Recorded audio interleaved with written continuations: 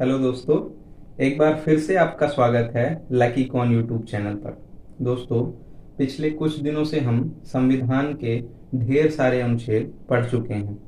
आज हम इन सारे अनुच्छेदों को एक बार ठीक तरीके से बोर्ड पे भी समझेंगे। इसी बहाने आपका रिवीजन भी हो जाएगा और इसके आगे हम आज से एकदम कंटिन्यू शुरू कर देंगे। तो चलिए हम इस संविधान को एकदम आसान भाषा में समझने की कोशिश करते हैं। दोस्तों, जो हमारी शिक्षा नीति का एकदम शुरुआती दौर था, जब से ब्रिटिश लोग हमारे देश में आए, तब से जो पहली शिक्षा नीति ब्रिटिश शासनकाल की थी वो लॉर्ड मैकाले ने दी थी। दोस्तों, जब अंग्रेज हमारे देश में आए थे तो उनका जो मूल उद्देश्य था वो ये था कि भारत को लूट कर एकदम कंगाल कर देना था। लेकिन इतने विद्वान लोग भी थे भारत में कि ऐसा करना बहुत संभव नहीं था। पर कुछ विदेश में भी, कुछ लंदन में भी, इंग्लैंड में भी कुछ विद्वान लोग थे जो अपना दिमाग लगाते थे और कोशिश करते थे कि पूरी तरह से हमारा देश कैसे लूट लिया जाए। तो लॉर्ड मैकाले, हालांकि लॉर्ड कहना बहुत ठीक तो नहीं होगा, फिर भी मैकाले एक विद्वान था अंग्रेज। उसने आइडिया दिया कि यदि भारत की जो शिक्षा नीति है, जो शिक्षा पद्धति है, पढ़ने पढ़ाने का तरीका है, यदि वो बेसिक तरीके से जड़ से यदि बदल दिया जाए तो हमें थोड़ी सहूलियत होगी भारत को कंगाल बनाने में। और तब से वो प्रथा चली आ रही है कि कुछ ऐसी चीजें हमारे सिलेबस में जोड़ दी गई हैं जो बहुत काम की भी नहीं है, लेकिन उनको याद करना है, रटना है, समझना है। तो इस मैकाले वाली नीति को, इस मैकाले वाली व्यवस्था को बदलना हम आज से ही शुरू करेंगे। कोई भी चीज पढ़ेंगे तो उसे ठीक तरीके से समझेंगे, उसके हमारे सिलेबस में होने के पीछे के कारण को जानेंगे कि आखिर ये हमें क्यों पढ़ाया जा रहा है। यदि आप ये वीडियो देख रहे होंगे तो सबसे पहला कारण तो ये हो सकता है कि जनरल आप देख रहे हो सिर्फ नॉलेज के लिए या इंफॉर्मेशन के लिए।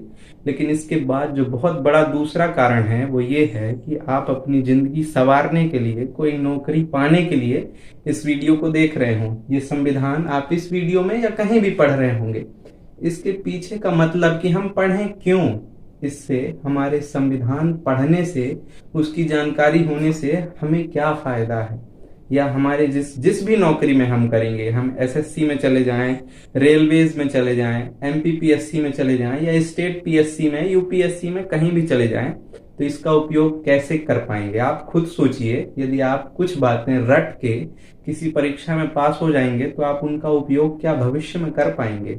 यदि आप निष्ठा से काम करना चाहते हैं, आप जिस भी पद में सेलेक्ट होंगे दोस्तों, यदि आप वहां अपनी शक्तियों का उपयोग ठीक से करना चाहते हैं तो आपको इन बातों को कॉन्सेप्ट रूपों से समझना पड़ेगा। यदि आप रट के पास होना चाहते हैं तो बहुत मुश्किल रास्ता है आपके लिए। तो शुरू करते हैं। हालांकि हमने पिछले 7-8 वीडियो में इनको ठीक तरीके से पीपीटी के माध्यम से देख लिया है, लेकिन आज बोर्ड का शुभारंभ करते हैं और एक एक से फिर से आसान तरीके से समझते हैं, कुछ मैप के माध्यम से, कुछ उस समय हुई घटनाओं के माध्यम से कि हमारा संविधान कैसे व्यवस्थित हुआ है। कुछ चीजें यदि वहां लिखी हैं तो वहीं क्यों लिखी हैं हम याद नहीं करेंगे, हम उस चीज की जरूरत को समझेंगे कि आखिर वहां ही क्यों लिखी गई, ऐसे ही क्यों बनाया गया। चलिए देखते हैं।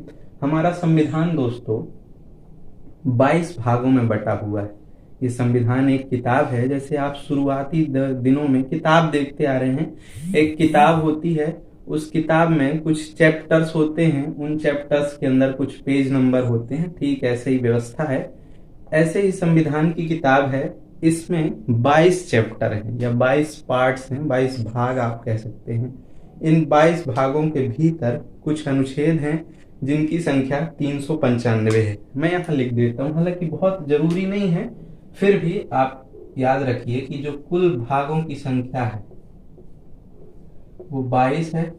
अच्छा, कुछ लोग कंफ्यूज रहते हैं कि सर 22 है कि 25 है। इसका आंसर अभी यदि मैं ना दूं तो ज्यादा अच्छा रहेगा, क्योंकि आप खुद समझेंगे कि यदि 22 कोई कहता है तो क्यों कहता है, और यदि कोई 25 भी कह रहा है तो क्यों कह रहा है। और अनुच्छेद की यदि हम बात करें तो अनुच्छेदों की संख्या है 395, 395। तीन ही चीज मेन है संविधान में। सबसे मेन चीज है भाग, दूसरा है अनुच्छेद, तीसरी है अनुसूचियां। अनुसूचियों की संख्या मूल संविधान में थी 8, लेकिन आज अनुसूचियां जो हमारे पास हैं उनकी संख्या हो गई है बढ़ के 12।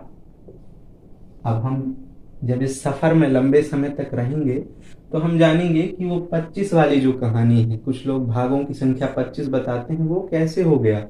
कुछ लोग अनुच्छेदों की संख्या और ज्यादा बताते हैं। आप कहीं सुने होंगे 444, 444 अनुच्छेद है। तो कंफ्यूज नहीं होना है। जब आप बेसिक कॉन्सेप्ट जानेंगे, उस मैकाले वाली प्रथा को तोड़ेंगे, तो आप आसान भाषा में समझ पाएंगे कि ऐसे कैसे हो जाता है, ये कैसे होता है। तो हमें 22 भाग समझने हैं, 395 अनुच्छेद समझने हैं और 12 अनुसूचियों को जानना है। यदि हम ठीक तरीके से कॉन्सेप्चुअल बात करते जाएंगे, बिल्कुल आराम आराम से समझ के, तो आप किसी भी परीक्षा की तैयारी कर रहे हो कोई दिक्कत नहीं आएगी। चलिए शुरू करते हैं भाग 1 से। भाग 1 में लिखा है संघ एवं राज्य क्षेत्र। संघ 3 प्रकार के होते हैं। हम पिछले वीडियो में सारी बातें ठीक तरीके से डिस्कस कर चुके हैं। आप आई बटन में क्लिक करके उन सारे वीडियो को देख सकते हैं। फिर भी रिवीजन क्लास कुछ अनुच्छेद तक होगी, वहां तक हम ठीक से और डिस्कस करते चलेंगे। तो भाग 1 में लिखा है संघ एवं राज्य क्षेत्र। दोस्तों, पूरी दुनिया में 3 प्रकार के संघ होते हैं। आपने सुना होगा कि हमारा देश एक यूनियन है। सबसे पहला जो संघ होता है, संघ का मतलब होता है राज्यों से मिलकर बना एक देश। आसान भाषा में कुछ राज्य मिलते हैं, जैसे अपने यहाँ ढेर सारे राज्य हैं, उत्तर प्रदेश, मध्य प्रदेश, छत्तीसगढ़, आंध्र प्रदेश, तमिलनाडु। ये राज्य मिलके आपस में मिलके एक संघ, एक देश का निर्माण करते हैं।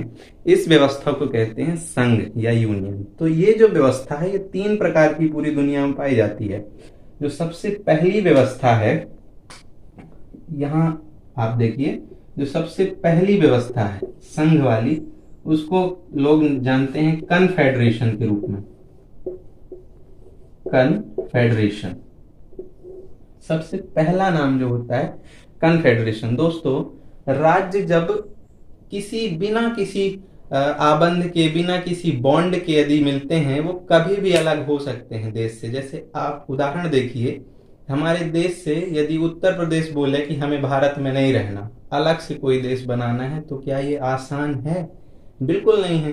क्यों? क्योंकि हमारे जो देश और राज्य हैं, इनके अलग से सारे रूल्स लिखे गए हैं कि राज्य की शक्तियां ये होंगी और देश की शक्तियां ये होंगी। तो हमारा देश कन्फेडरेशन नहीं है, लेकिन संघों के एक प्रकार को हम कन्फेडरेशन कहते हैं।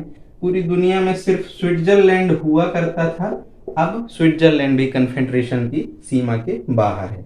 दूसरे प्रकार का जो संघ दोस्तों हमारे सामने है, वो है फेडरेशन।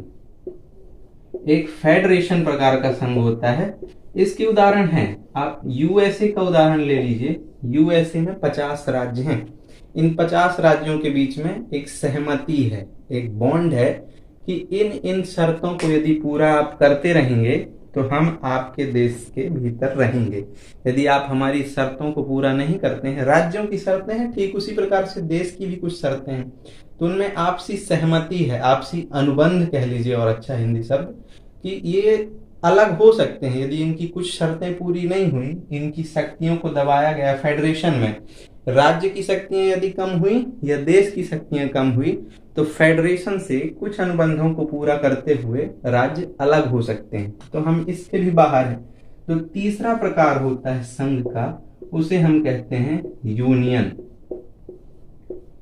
यूनियन का उदाहरण तो हम स्वयं हैं। यूनियन में दोस्तों क्या होता है, राज्यों को देश से अलग होना बहुत मुश्किल होता है। जैसे आज हम जानते हैं कि छत्तीसगढ़ भारत से अलग होकर कोई नया देश नहीं बना सकता, बहुत मुश्किल है।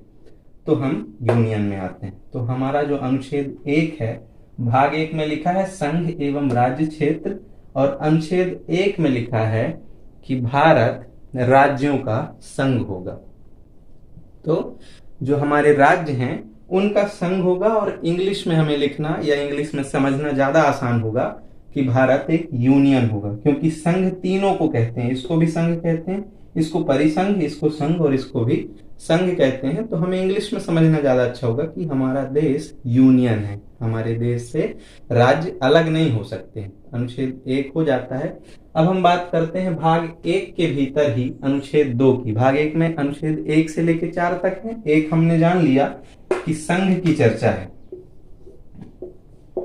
अनुच्छेद 2 में, अनुच्छेद 2 की हम बात करेंगे दोस्तों। अनुच्छेद 2 कहता है कि संसद को शक्ति दी जाती है कि संसद भारत के बाहर यदि कोई राज्य क्षेत्र है उसको हमारे देश में मिला सकता है।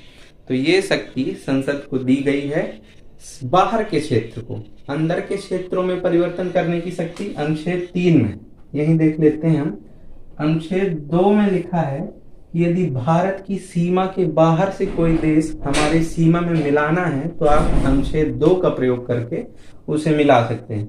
और अनुच्छेद 3 में लिखा है कि देश के भीतर यदि आपको कोई फेर बदल करना है, कोई बदलाव करना है, जैसे मध्य प्रदेश से छत्तीसगढ़ बना लेना है, उत्तर प्रदेश से उत्तराखंड बना लेना है, या तमिलनाडु या आंध्र प्रदेश, कोई भी देशों के बीच में राज्यों को बदलना है या व्यवस्थित करना है, तो अनुच्छेद 3 का प्रयोग किया जा सकता है। अनुच्छेद 4 की हम बात करेंगे। अनुच्छेद 4 में आसान शब्दों में लिखा है कि जब संसद अनुच्छेद 2 और 3 का प्रयोग कर रही होगी तब राष्ट्रपति संसद की मदद करेंगे या और आसान भाषा में विरोध नहीं करेंगे।